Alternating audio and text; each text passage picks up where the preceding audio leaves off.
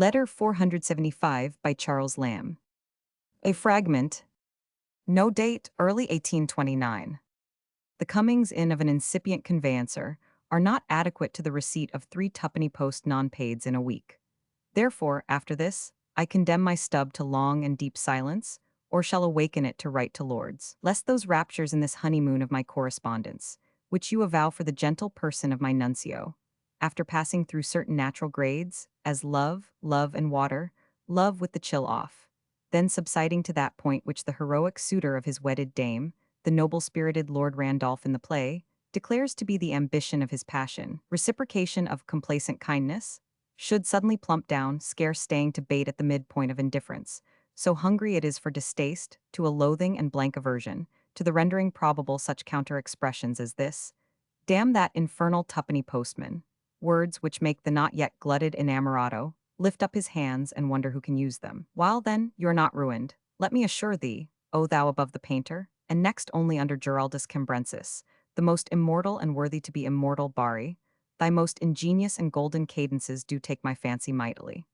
They are at this identical moment under the snip and the paste of the fairest hands, baiting chilblains in Cambridge, soon to be transplanted to Suffolk, to the envy of half of the young ladies in Berry. But tell me, and tell me truly, gentle swain, is that Isola Bella true spot in geographical denomination, or a floating Delos in thy brain? Lurks that fair island in verity in the bosom of Lake Magyar, or some other with less poetic name which thou hast Cornwallized for the occasion? And what if Magyar itself be but a coinage of adaptation? Of this pray resolve me immediately, for my albumess will be catechized on the subject. And how can I prompt her? Lake Lemon, I know, and Lemon Lake, in a punch bowl, I have swum in, though those limps be long since dry. But Magyar may be in the moon. Unsphinx this riddle for my shelves have no gazetteer. And mayest thou never murder thy father-in-law in the trivia of Lincoln's in New Square Passage, where Cyril Street and the Street of Portugal embrace, nor afterwards make absurd proposals to the widow M, but I know you abhor any such notions. Nevertheless, so did Oedipus, as Admiral Burney used to call him, splitting the diphthong in spite or ignorance for that matter. CL.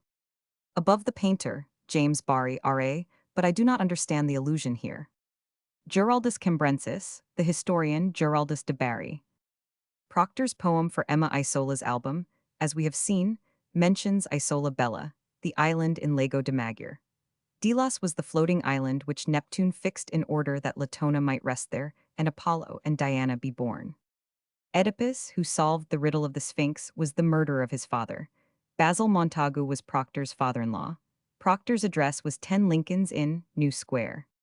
At the end of the letter came a passage which for family reasons cannot be printed.